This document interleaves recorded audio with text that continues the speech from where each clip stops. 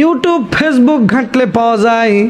লক্ষ্য করে দেখবেন ভারত আর পাকিস্তানের মধ্যে যে যুদ্ধটা লাগছে, এটা শুধু আজকে নয়, বাংলাদেশের অনেক বড় বড় ওলামায়ে কেরামগণ এটা বিশ্লেষণ করে আজ থেকে 4-5 বছর আগে বলেছিল এমন একটা সময় আসবে যেই সময়টার মধ্যে ভারত এবং পাকিস্তানের একটা যুদ্ধ শুরু হবে।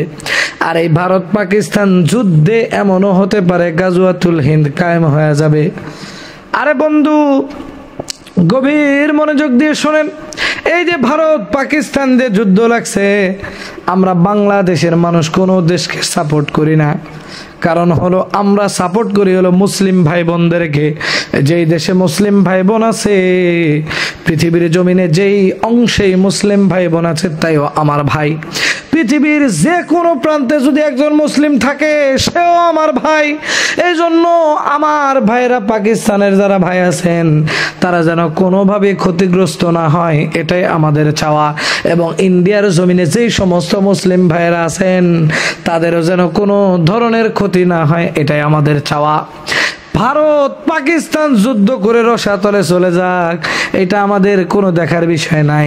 তবে যদি পৃথিবীর জমিনে কোনো একটা মুসলিম ভাই রক্তক্ষরণ হয়, যদি কোনো মুসলিম ভাই আহত হয়, নিহত হয়, তাহলে কেন যেন মনের অজান্তে আমাদের অন্তরে দাগ টানে।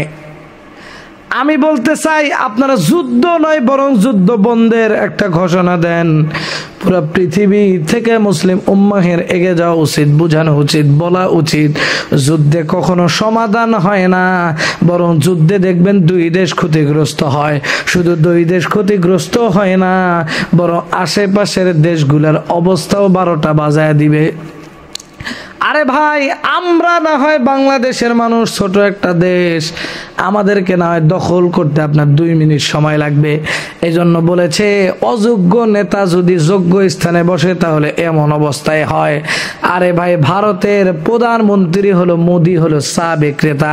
ও কিভাবে একটা দেশ চালাইতে হয় এই ক্ষমতা কি ওর মধ্যে আছে কিনা বলেন তো দেখি।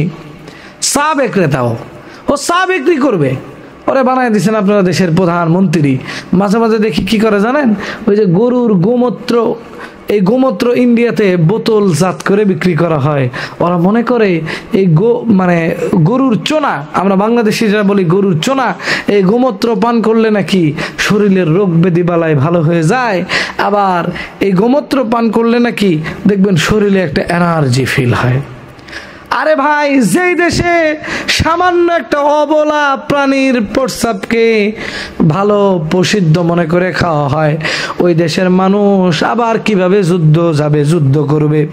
ইসলাম যারা করে, মুসলিম ধর্ম যার, যে ইসলাম যার মধ্যে ইসলাম মুসলমানিত্ব আছে, উনি কোনোদিন মৃত্যুতে ভয় পাবে না। কারণ আমার আল্লাহ রব্বুল আলামিন বলেছেন, কোন মুসলিম যদি তাওয়াক্কালতু আলাল্লাহ, আমার প্রতি তাওয়াক্কুল করে দুনিয়ার জমিনে শহীদ হয়, তাহলে আমি আল্লাহ রব্বুল আলামিন বলে দিলাম ফাদাখালাল জান্নাহ, আমি আল্লাহ রব্বুল আলামিন বলে দিলাম ওই ব্যক্তির জন্য আমি রেখে দিয়েছি জান্নাত। এই জন্য প্রিয় ভাইরা আমার, জিহাদের প্রস্তুতি নিতে হবে, জিহাদের তামান্না অন্তরে নিয়ে আমাদেরকে অগ্রসর হইতে হবে। কারণ আমাদের দেশটা তো ছোট, ভারতের দাদারা একটু কিছু হইলেই বলে দেশটা তো ফু দিলে উড়ে যাবে, তারপরেও এত কথা কেন?